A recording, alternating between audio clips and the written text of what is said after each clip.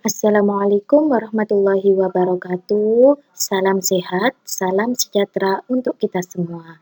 Hari ini kita akan belajar tentang bimbingan karir. Di sini materi yang akan disampaikan tentang orientasi diri dengan memilih pekerjaan sesuai dengan tipe diri.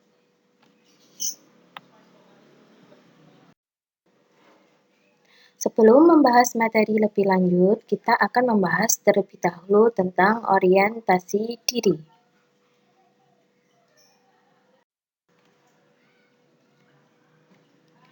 Orientasi diri adalah bagaimana caranya kita melihat, meninjau, dan mengenal diri sendiri, mengenal siapa diri dan keberadaan atau eksistensi diri kita. Orientasi diri erat kaitannya dengan pengenalan diri. Pengenalan diri merupakan kemampuan seseorang untuk melihat kekuatan dan kelemahan yang ada pada dalam dirinya sehingga dapat melihat respon yang tepat terhadap tuntutan yang muncul baik dari dalam maupun dari luar. Menurut Nasution, pengenalan diri merupakan langkah yang perlu diperlukan orang untuk menjalankan kehidupan secara efektif. Kekuatan-kekuatan pada diri sendiri merupakan aset dalam kehidupan sehari-hari. Namun demikian, apabila kekuatan ini tidak disadari, maka kesempatan untuk mengaktualisasikan diri akan hilang. Menurut Grinder, pengenalan diri adalah suatu cara untuk membentuk konsep diri. Konsep diri merupakan persepsi seorang terhadap dirinya sendiri, baik secara fisik, psikis, moral, maupun sosial. Persepsi tersebut merupakan sesuatu yang dicita-citakan maupun keadaan yang sesungguhnya. Aspek fisik meliputi penilaian tubuh, pakaian, benda miliknya, dan sebagainya. Aspek sosial meliputi bagaimana peranan sosial dalam masyarakat. Adapun aspek moral yaitu nilai dan prinsip meliputi arti dan arah dalam kehidupan sosial. Keunikan jati diri setiap individu adalah hasil dari proses-proses terdahulu dan merupakan awal dari proses ke depan yang juga tidak perlu dibandingkan dan dinilai secara berlebihan. Kita harus memahami dan menyadari hal tersebut dengan baik.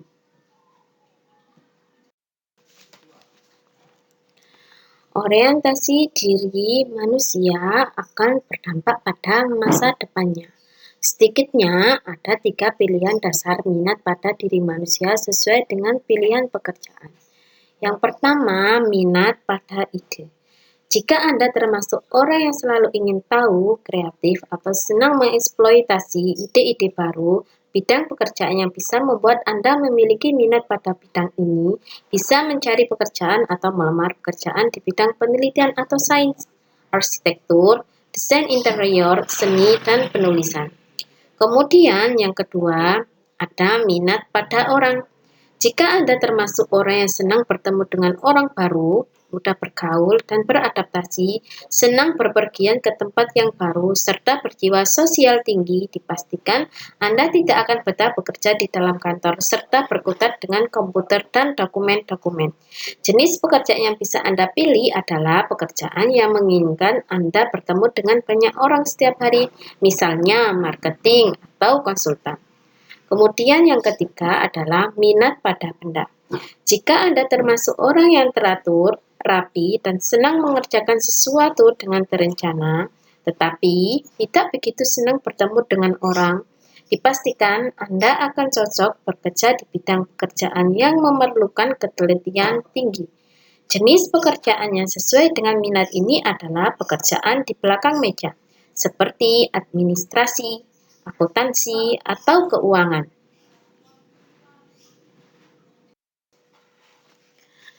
Untuk menggapai sebuah kesuksesan, kita tidak bisa hanya menunggu datangnya peluang atau bersikap pasif. Kita harus menyambut peluang itu. Kita harus aktif mengejar dan menggapainya. Sesungguhnya, kerja keras merupakan kunci dalam meraih kesuksesan. Secara garis besar, ada 2 faktor yang menjadi pondasi kesuksesan seseorang, yaitu yang pertama adalah faktor internal dan yang kedua adalah faktor eksternal. Yang pertama, faktor internal adalah faktor yang berasal dari dalam diri individu. Biasanya datang dari watak dan kebiasaan seseorang. Bagaimana ia memandang suatu permasalahan serta bagaimana ia dapat memanfaatkan segala peluang dengan baik. Faktor yang kedua adalah faktor eksternal. Faktor eksternal adalah faktor yang berasal dari luar individu, seperti lingkungan dan teman. Menurut Tembong Prasetyo menyatakan bahwa ada 7 langkah yang dapat Anda terapkan untuk dapat mengejar cita-cita karir di masa depan. Langkah-langkah tersebut diantaranya: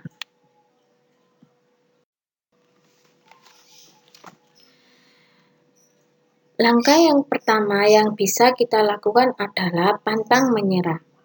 Kesuksesan akan tercapai jika dalam diri terdapat kemauan dan tekad yang besar untuk bangkit kembali ketika mengalami suatu kegagalan. Kegagalan bukanlah hal yang perlu ditakuti, melainkan dapat digunakan sebagai dasar bagi seseorang untuk melakukan evaluasi dan perbaikan terhadap kegagalannya tersebut.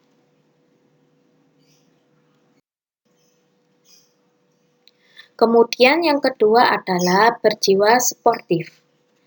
Kesuksesan akan diraih seseorang jika dalam dirinya tumbuh jiwa sportivitas yang tinggi. Dengan jiwa sportif ini, seseorang tidak mempunyai perasaan iri terhadap orang lain yang telah mengalami kesuksesan terlebih dahulu. Artinya, seseorang tidak akan merasa rendah diri untuk mengakui kekurangan-kekurangan yang ada dalam dirinya. Kemudian, yang ketiga adalah berpikir positif. Jadi, jika ingin sukses, seseorang harus berani untuk menghilangkan pemikiran negatif dalam melihat kenyataan di sekitarnya. Dengan berpikir positif, seseorang akan mempunyai semangat yang kuat untuk menikmati kehidupan. Dengan selalu berpikir positif, seseorang juga akan selalu dapat mengambil hikmah dari segenap kejadian demi kesuksesan pencapaian karirnya di masa depan. Kehidupan di masa remaja akan menjadi lebih bermakna apabila kita menerapkan langkah tersebut.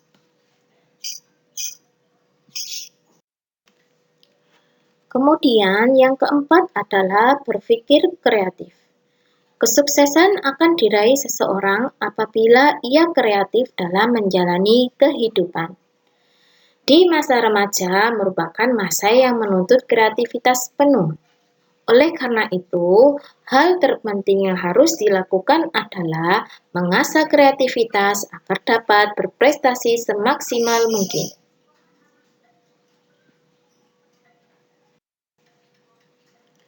Kemudian yang kelima adalah mengatur waktu.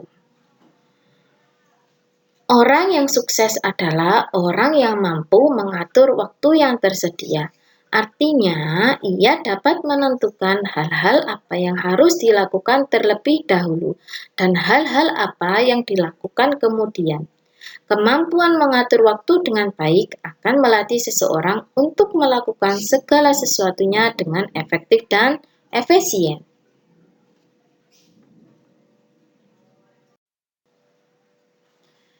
Kemudian yang keenam adalah berani memulai. Orang yang sukses tidak akan pernah berpikir bagaimana sesuatu akan terjadi di kemudian hari. Sementara ia sendiri tidak berani untuk melakukan langkah awal. Menentukan langkah awal merupakan batu pijakan sebelum melangkah lebih lanjut. Orang yang berani memulai akan menemukan hal-hal baru dalam hidupnya. Kemudian yang terakhir adalah berani menjadi pemimpin. Orang yang sukses selalu menggunakan setiap peluang untuk menguji dirinya sebagai seorang pemimpin. Meskipun ruang lingkupnya terbatas, orang yang sukses adalah orang yang berani untuk memanfaatkan situasi yang dapat membuatnya menjadi orang pertama yang melakukan suatu kegiatan atau pionir.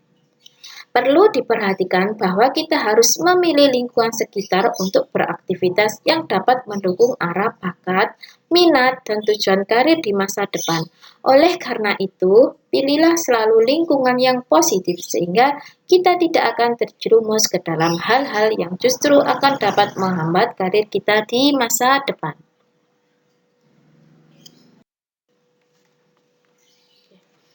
Karir tertinggi atau puncak dari karir seseorang tidak dapat dicapai secara instan, melainkan harus dengan perencanaan yang matang. Apabila tidak terencana dengan baik, langkah-langkah untuk mencapai karir tersebut tidak akan tersusun secara sempurna. Cara yang paling efektif untuk meniti karir adalah dengan mengenali potensi dan bakat diri sedini mungkin. Masa remaja merupakan saat yang paling tepat untuk meniti karir tertinggi. Dengan mengenal potensi dan bakat diri sejak dini, kita tidak hanya akan berhasil meniti karir tersebut dengan sempurna, melainkan juga menggapainya dengan optimal. Untuk itu, kita juga memerlukan motivasi-motivasi yang mana kita butuhkan untuk mencapai pekerjaan yang kita inginkan. Motivasi untuk mencapai pekerjaan yang kita idamkan. Nah, kita bisa mempelajari banyak sekali hal-hal atau motivasi-motivasi dari berbagai buku maupun dari kisah-kisah seseorang yang sudah sukses.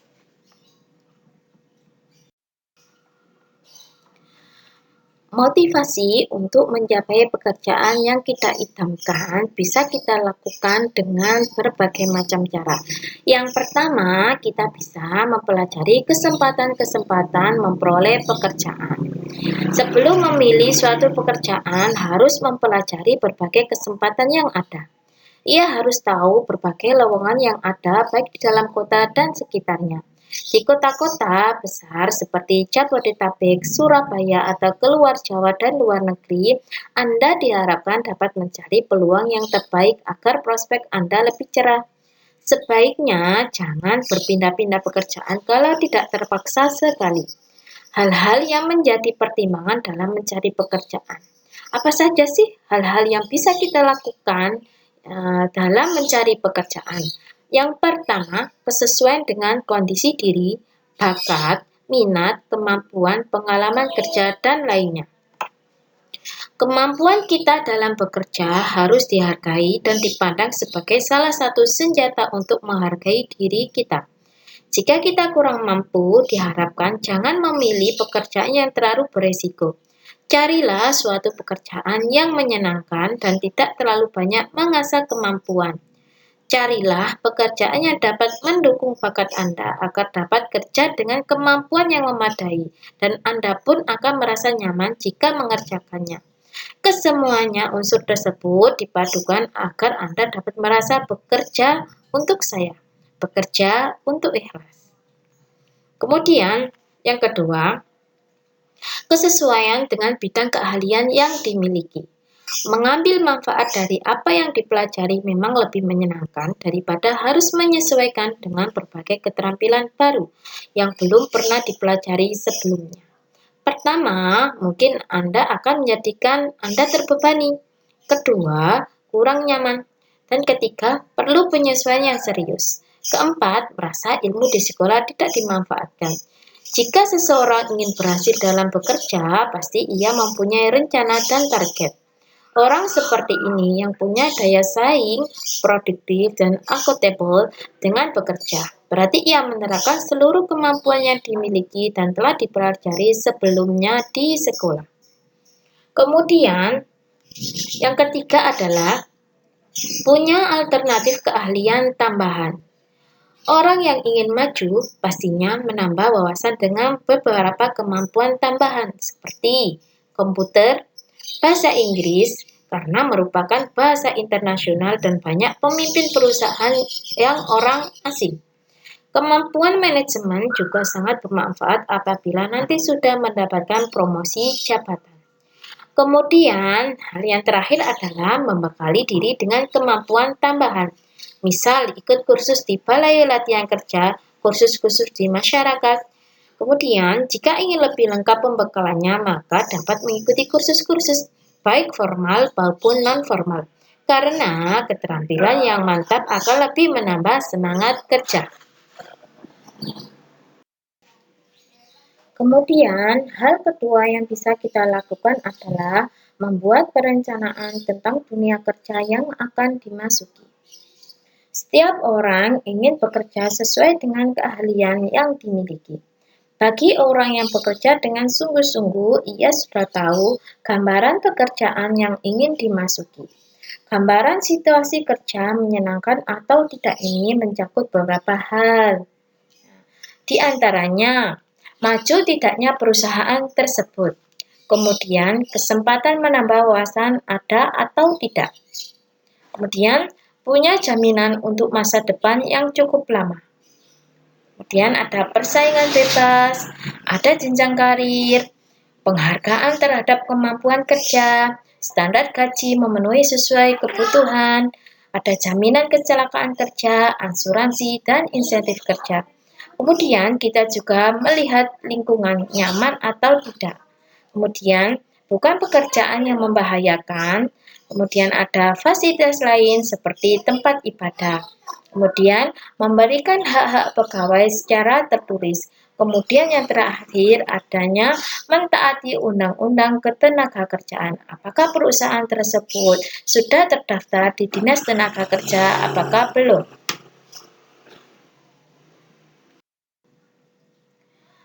Kemudian, hal ketiga yang bisa kita lakukan adalah memilih jenis pekerjaan sesuai tipe diri.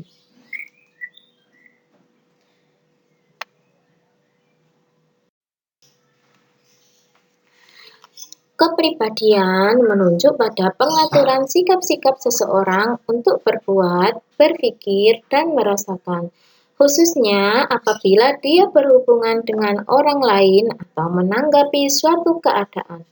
Kepribadian mencakup kebiasaan, sikap, dan sifat yang dimiliki seseorang apabila berhubungan dengan orang lain.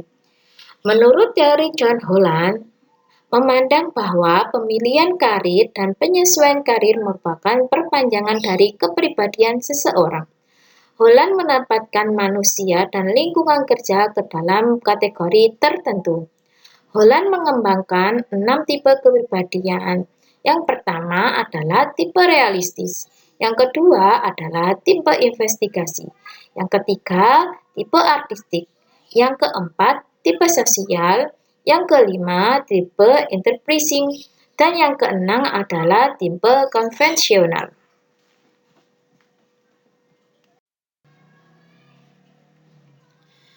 Tipe kepribadian menurut John Holland yang pertama adalah tipe realistis.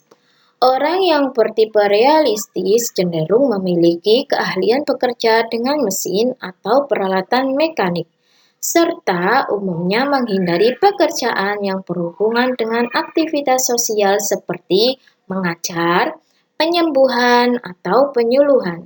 Biasanya, orang dengan tipe ini menilai diri sebagai pribadi yang praktis, mekanis, dan realistis. Jika Anda termasuk dalam tipe ini, bekerja sebagai insinyur atau pilot bisa menjadi pilihan. Kemudian, yang kedua adalah tipe investigatif. Tipe investigatif merupakan tipe orang yang gemar dan pandai dalam memecahkan masalah, tetapi umumnya menghindari pekerjaan yang sifatnya memimpin, menjual gagasan, atau mempengaruhi orang. Biasanya, orang dengan tipe ini menilai dirinya sebagai pribadi yang presisi, saintifik, dan intelektual.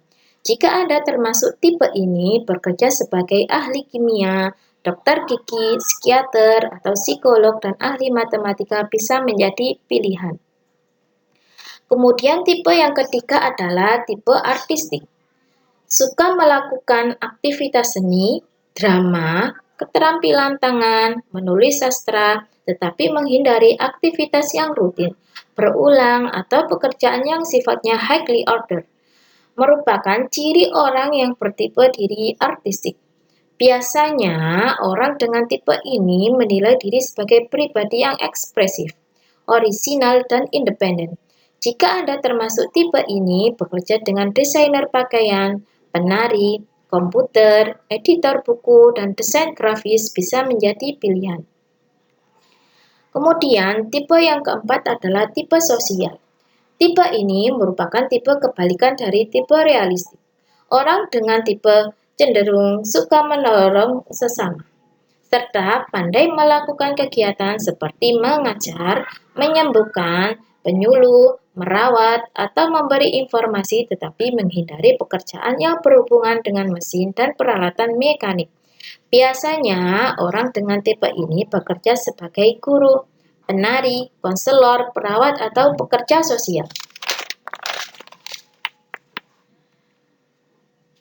Kemudian, yang kelima adalah tipe usahawan. Tipe ini berlawanan dengan tipe investigatif. Orang dengan tipe enterprising justru suka memimpin, mempengaruhi orang lain, dan menjual gagasan, tetapi menghindari pekerjaan yang membutuhkan observasi mendalam dan pemikiran analitis. Biasanya, orang dengan tipe ini menilai dirinya sebagai pribadi yang energik, ambisius, dan bisa bersosialisasi dengan berbagai kalangan. Kemudian, yang keenam ada tipe konvensional. Tipe konvensional merupakan tipe yang terdapat di dalam diri orang yang suka bekerja dengan angka, berkas-berkas, dan segala pekerjaannya serba teratur. Kan tetapi menghindari aktivitas yang tidak terstruktur dan tidak jelas. Biasanya, orang dengan tipe ini menilai dirinya sebagai pribadi yang energik, ambisius, dan bisa bersosialisasi dengan berbagai kalangan. Jika Anda termasuk tipe ini, bekerja sebagai sales, pengacara, atau hakim bisa menjadi pilihan. Dari keenam tipe kepribadian menurut John Holland tersebut, sudahkah Anda tahu mana tipe kepribadian yang paling menonjol yang ada dalam diri Anda?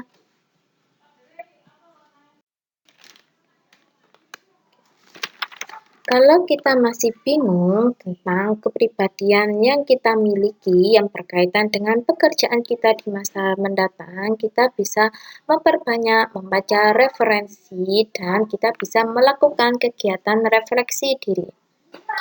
Selain itu, terkait tentang kepribadian, hal yang perlu kita ketahui adalah tentang potensi diri. Setiap orang memiliki potensi, tapi tidak setiap orang mampu mengenali potensinya sendiri untuk kemudian didaya gunakan demi kesuksesan dirinya. Langkah awal untuk menuju sukses adalah dengan mengenali potensi diri kita sendiri. Jika kita mengenali apa yang mungkin menjadi kelebihan kita dibandingkan dengan orang lain, maka selanjutnya kita dapat bekerja keras untuk mengembangkannya. Setiap bakat, kegemaran, atau kebiasaan tertentu dapat saja merupakan potensi yang akan berbuah menjadi prestasi jika kita mengasah hal-hal tersebut. Untuk mengetahui potensi dirinya, sudah tentu harus disertai dengan rasa tanggung jawab. Tanggung jawab adalah suatu kewajiban yang harus dilaksanakan atau dikerjakan oleh seseorang atau sekelompok orang untuk menyelesaikan tugas yang dibebankan dengan tujuan untuk hasil yang terbaik. Tanggung jawab dapat direalisasikan dengan cara merancang berbagai hal-hal di antaranya. Yang pertama, menyusun skala prioritas, memfokuskan pada program dan penjadwalan, serta optimalisasi beberapa kegiatan secara terpadu. Kesemuanya itu merupakan rangkaian yang tidak dapat dipisahkan. Pada sisi lain, seseorang juga harus mampu bersikap objektif dan realistis. Objektif dalam hal ini bermakna bahwa memandang seseorang secara jujur, apa adanya, tidak berlebihan, dan tidak menguranginya. Realistis maksudnya bahwa untuk mengukur potensi hendaknya berpijak pada kenyataan. Dalam pengembangan diri, pengukuran potensi dimaksudkan untuk mengetahui sejauh mana potensi-potensi yang dimiliki oleh seorang individu, baik yang diperoleh melalui introspeksi diri, melalui tanggapan dari orang lain, maupun melalui tes psikologis. Manfaat pengembangan potensi adalah untuk mengembangkan nature dan nurture Natur adalah kepribadian manusia yang terbentuk dari bawaan lahir atau bakat. Sementara itu, nurture adalah kepribadian manusia yang terbentuk karena pengaruh lingkungan. Dengan demikian, perkembangan potensi diri berarti berusaha mengembangkan kepribadian yang berasal dari dalam bakat dan dikembangkan setelah berinteraksi dengan lingkungan di mana seorang berada. Oke, sampai di sini. Sekian yang bisa saya sampaikan. Semoga dapat bermanfaat untuk kita semua. Sekian dari saya. Assalamualaikum warahmatullahi wabarakatuh.